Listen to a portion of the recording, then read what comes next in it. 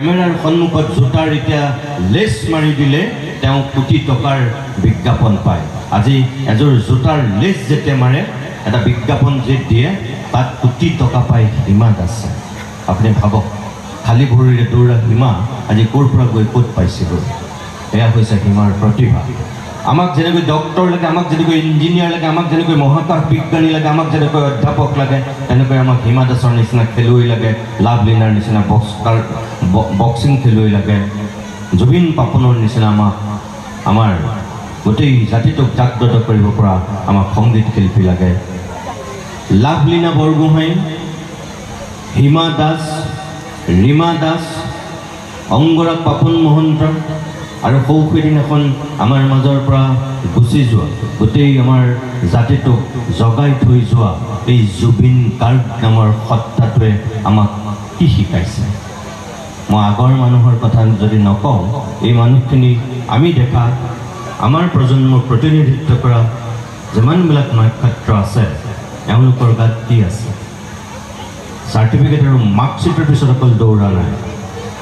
জুবিন কিমান চোকা আছিল, পাপন কিমান চোকা আছিল, আজি হিমা, আজি লাভলীনা বৰগোহাঁই কিমান চাৰ্টিফিকেটত চোকা মেধা, আমি সেইটো বিচাৰ নকৰোঁ।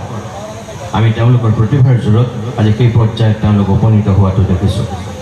আমাৰ শিক্ষাগুৰুসকলৰ দায়িত্ব সেইটোৱেই হ'ব লাগে, আমাৰ অভিভাৱক সমাজৰ দায়িত্ব সেইটোৱেই হ'ব লাগে যে আমাৰ ছাত্ৰ ছাত্ৰীসকলক একোখন আমি সঠিক ৰূপত মঞ্চ দি তেওঁলোকৰ চিন্তাটোক, তেওঁলোকৰ সপোনটোক সাকাৰ ৰূপ দিয়াত আমি সহায় কৰি আমি আগবঢ়াই লৈ যাব পাৰিব লাগে।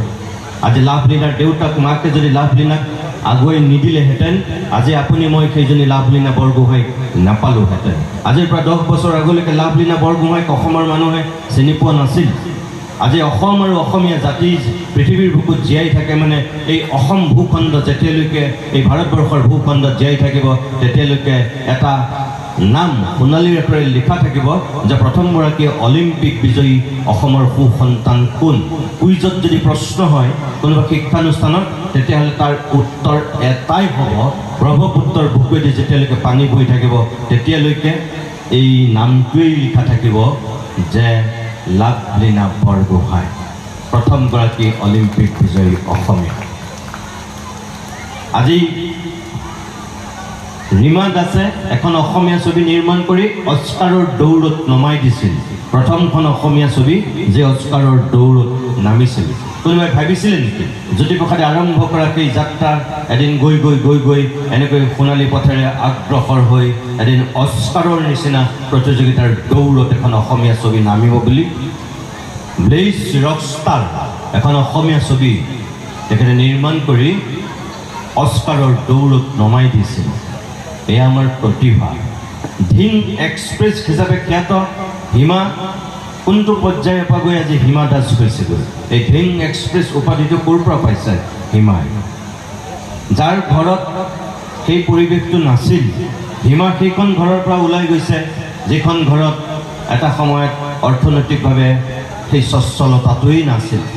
এযোৰ দামী জোতা পিন্ধি দৌৰাৰ সপোন দেখা ছোৱালীজনী এদিন খালী ভৰিৰে দৌৰিছিল। নিজৰ ঘৰৰ সন্মুখৰ ৰাস্তাত দৌৰিছে, গাঁৱৰ ফিল্ডখনত দৌৰিছে, দৌৰি দৌৰি খালী ভৰিৰে দৌৰা সেই ছোৱালীজনী আজি নিজকে এনেকুৱা এটা পৰ্যায়লৈ লৈ গ'ল য'ত